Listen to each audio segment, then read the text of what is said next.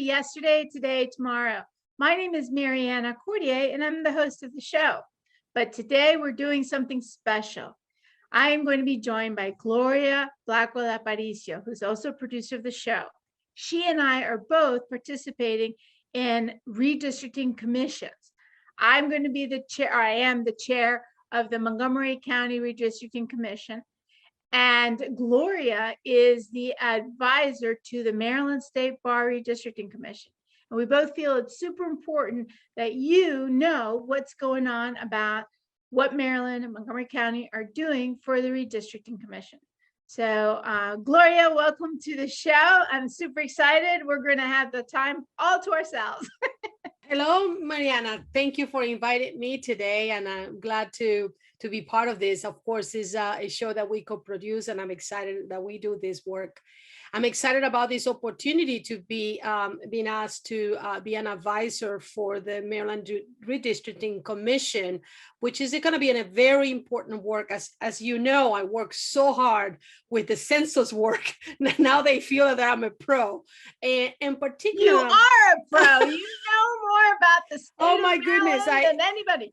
So with that work, what we have, they have realized, and the commission realized, that there was not a voice sitting as a voting voice that came from the Latino community. So is a role that I'm going to be playing to kind of be bringing the voice of the voiceless, because sometimes I feel that we're the voiceless. So that is something that we definitely stress. You know how important this is. You know how important it is that those lines are drawn in a way to support our communities. I'm not advocating just for one community, I'm advocating for every community in the state of Maryland, that they feel that they are represented with the individuals that have their interest. And that's something. And I agree with you. You know, I'm the chairman for the Montgomery County Redistricting Commission. So I fully, agree and join in what you're saying. And the other thing I wanted to say is there are so many communities, not just Latino, the Asian, the Black, the category where everyone else that's non-white falls into, and the white community, that they need to know the importance of participating. And it's great that you're there to share, the Latino perspective, but it's also awesome that you will be able to reach out to all these communities of interest, to ask them to become involved, to participate, to have their voices heard. Exactly, and that is basically what I feel that is critical. As I mentioned before, when I'm talking to a lot of people, they say, "Oh, well, Gloria, you're gonna be the voice for the Latino community." I said, "Listen, I understand. I am a Latina, but one thing I'm going to say, I need more voices. They have to come. They have to. I'm opening my channels of connections so that they can come to me. And if they don't feel comfortable of sending directly to the state, that they have an open line with my work, with what I'm doing to provide that information, because I cannot be covering everything. So an individual, is a lot of pressure for an individual to be doing that. But what I'll do is, the best thing that I can do is to let them know that they have a place where they can send this information. They have a place at the Redistricting Maryland Commission, and that they have their voice. They want to hear from them. And the reason being is because sometimes what happens is the lines get drawn, and then they are completed, they realize, wait a minute, what happened? I was in this district and we're supposed to be led by these individuals, and all of a sudden that's not longer the truth. So that's something that's because people are not having a chance to listen to what is going on, and we also bring in why it's important that you preserve our community. People that look alike, that feel that they are in comfort with the neighbors, with the community, that the businesses they have in, they wanted to preserve that. They want to have an elected official that can bring the resources and be the solution and be the spokesperson, if that comes to be the case, for then at the legislation and any other part. So I think that is important, that we can tell our community to come and tell their story. Many people will say, what am I going to say there? It's redistricting. What is this all about? I don't understand what that word even means. And so in that case, what I tell my fellow members here, my fellow community here, that I will tell you, you just come and tell the story. Why do you like where you are? What is the uniqueness of your neighborhoods? What do you feel that an elected official can represent you? What is it that you're looking for? How do you support your community, and why do you want that community to be preserved? Those are really good points. I think that many times, uh, many communities, not just, Latino or anybody else, assume that their voices either will not be heard or do not matter, or the process will figure itself out. But the process, I think, is about, first of all, the community being educated to understand what it is that the redistricting is doing. What does it mean? Why are we talking about the importance of avoiding the appearance of gerrymandering or the actual gerrymandering, and how that can impact their representative, who they can choose to elect. It doesn't even get into the whole topic of, I mean, this is the process of, this is the cart before the horse, right? Because the horse is going to be, you need to get out and vote. You need to vote. You need to exercise your constitutional right to vote. But what is gerrymandering? And gerrymandering, for those of you who don't realize, is where lines are drawn in a manner in which it ignores the population structure and it ignores certain things. And the lines are drawn specifically to diminish the vote of particular communities, where the hope is to increase the white vote, decrease the black vote is a good example. And so that way you always have a representative that represents a majority of that district's makeup. And so, that is a way of disfranchising, the black vote or the Latino vote or the Asian vote or many others. And then there's this term that is being used a lot in the media of the minority majority, which I really think we got to find a better term for that, because it's not a minority majority. There's a majority of minorities in our populations, although I don't think that's a better way of saying it. But I haven't come up with a term, and eventually someone much smarter than I will come up with it. But the idea is that we need to take into consideration, when we're drawing these districts, the number of people in the population, in the state, in the county, in the districts. And we need to take into consideration neighborhoods. We don't want to split neighborhoods up.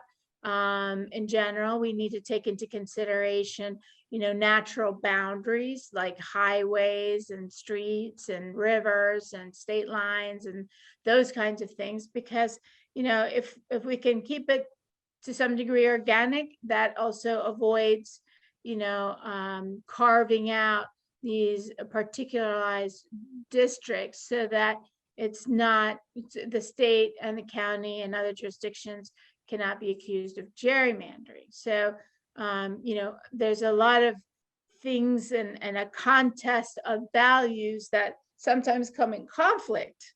Yeah, exactly. And those conflicts is what we're saying the participation of the community's involvement will help to resolve, right, Gloria? Exactly, and that's one of the things I like, the commission that is put together by citizens of the state, have been very open to encourage and to really look forward to hear from the community. As you know, they are with this idea that the population have to be evenly distributed.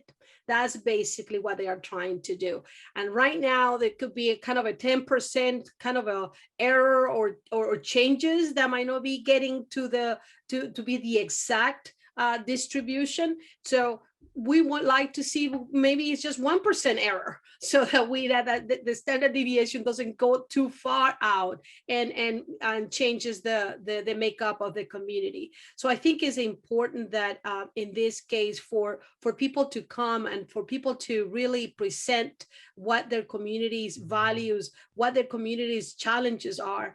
We're not just going to be just saying, well, this is the people that look like, but but at the same time, we're going to say, hey, that number, that also will represent whether you changes our district and the voting power. That means then resources for the schools, resources for the keeping the streets, keeping the government, the local government running. And that is critical, because right now, communities that are particularly Black and brown and low income families are being affected tremendously. And we saw that with COVID.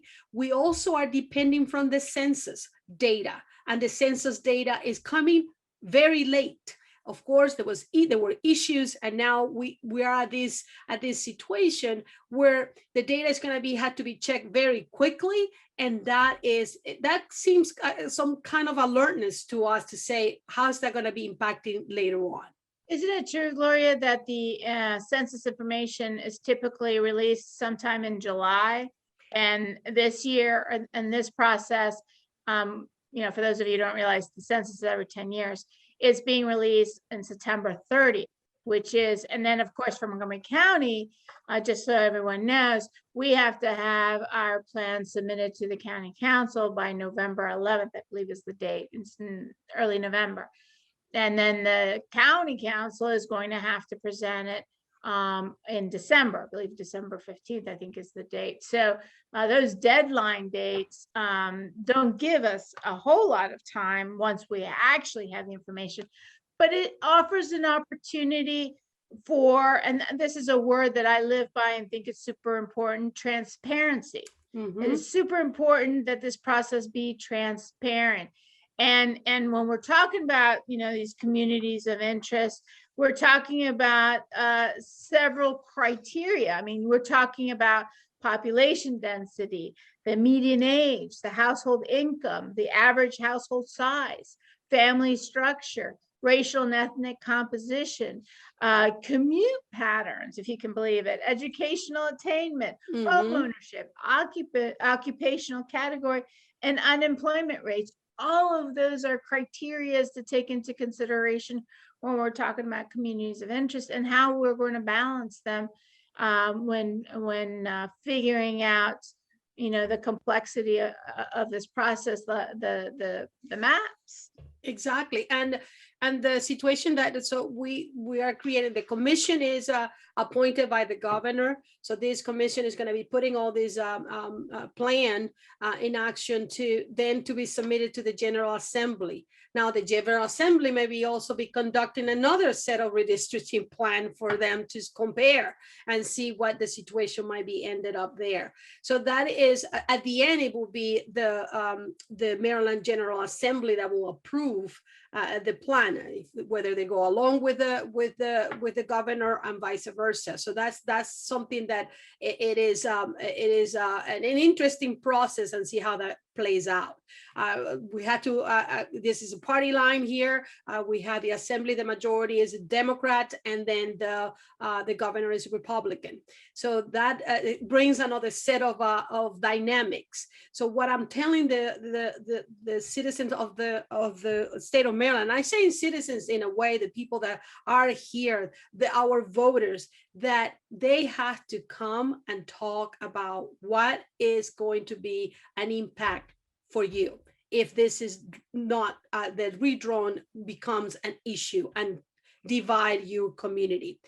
For that, the commission is going to plan several hearings throughout this month. It will be around 8 hearings that are going to start this week, Wednesday at 6 p.m.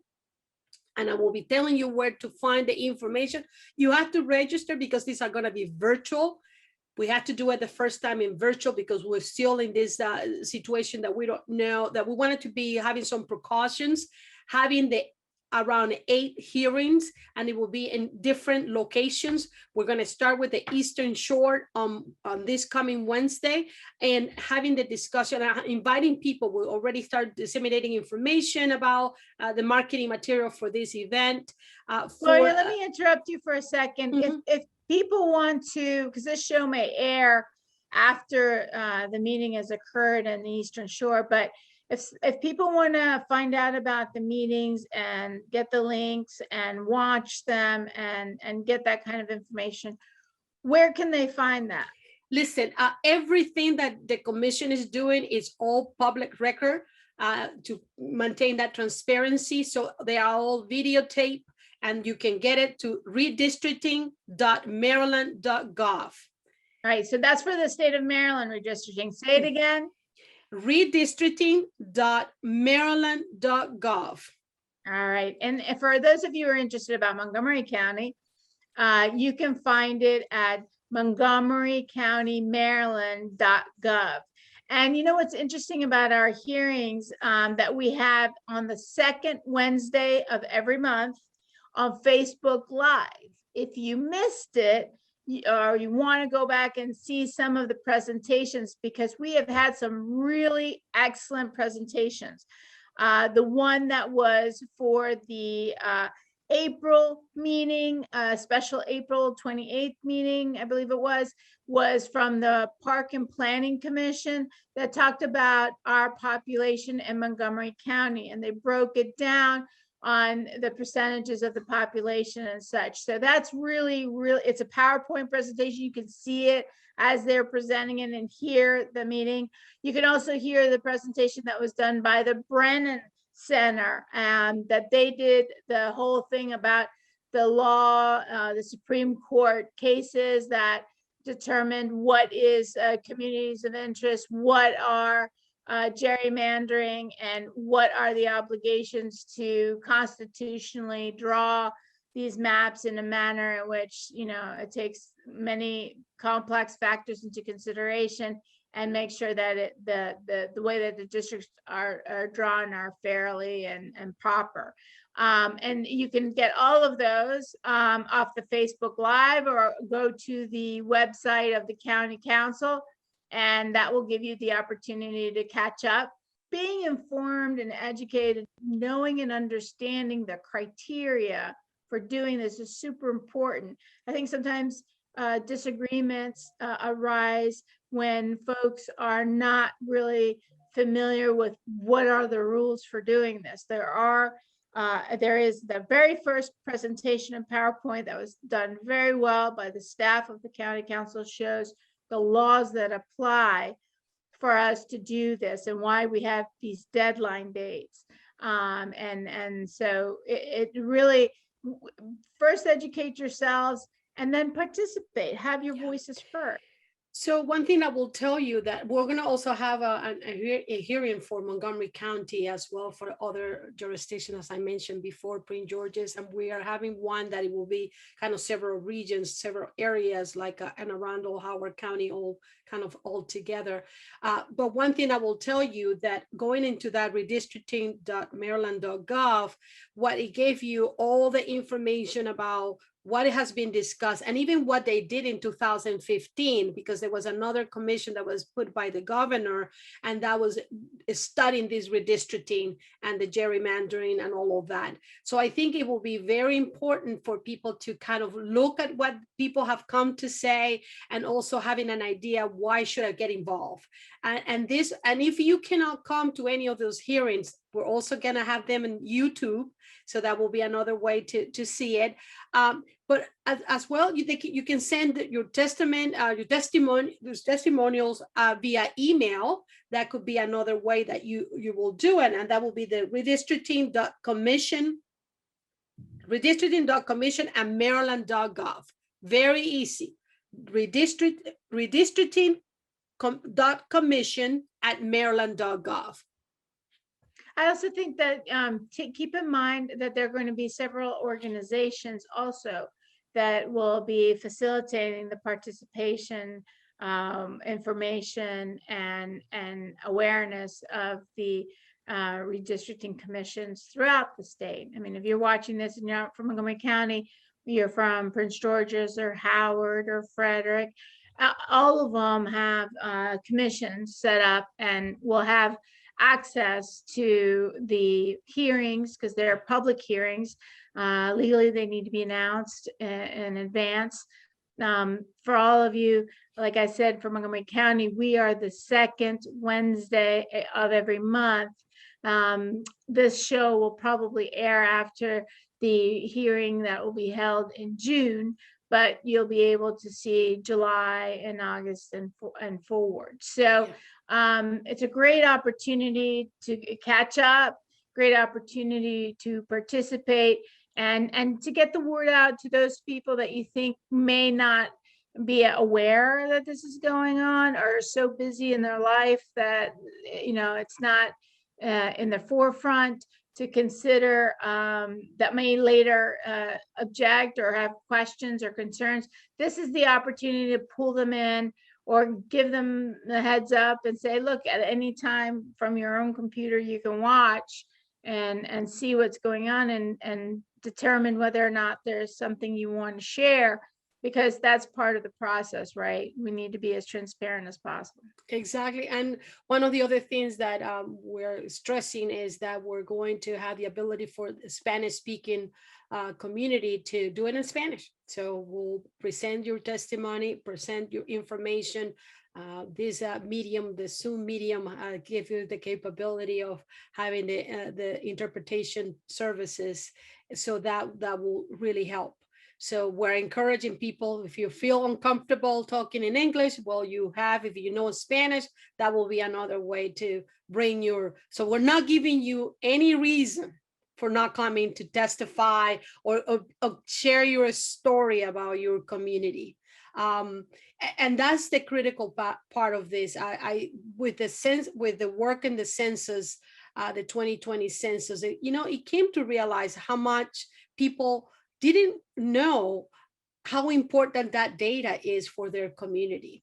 And not only for representation in Congress, or representation for your own communities in the local elections or the state races, but everything for resources in general, for education, and right now with the situation of food insecurity, how much that could help. So that's something that I stress to people. Yes, this might be something besides anything else that I need to consider, but you have to be thinking about the basic needs, how this data is critical and important.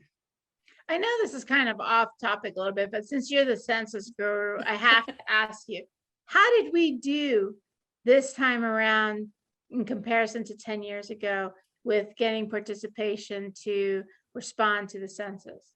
Well, based on the general data that we just received from the census that they released, which was we are now 6 million and something. I think the state of Maryland grew 7% based on the numbers.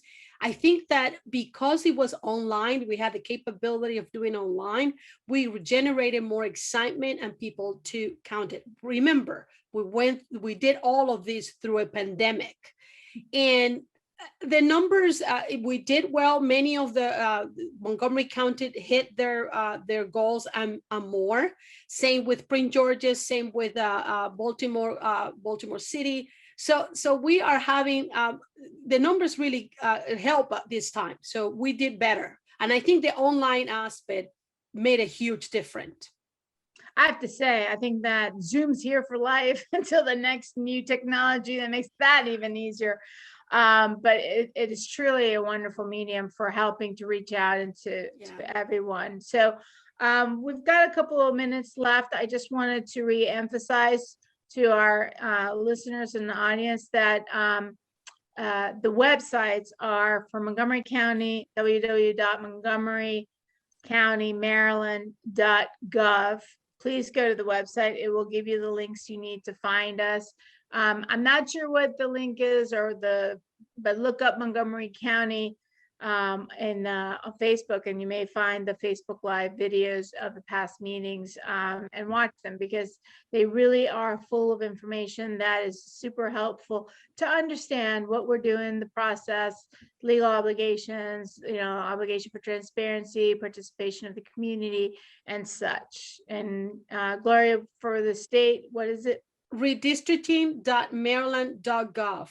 And remember, for all the hearings, the public hearings, we would like for you to register so you can get the Zoom link and be ready to go. Right. I think for the county hearings, you're mostly listening. It's not actually where interviews are being done of people who want to comment on it.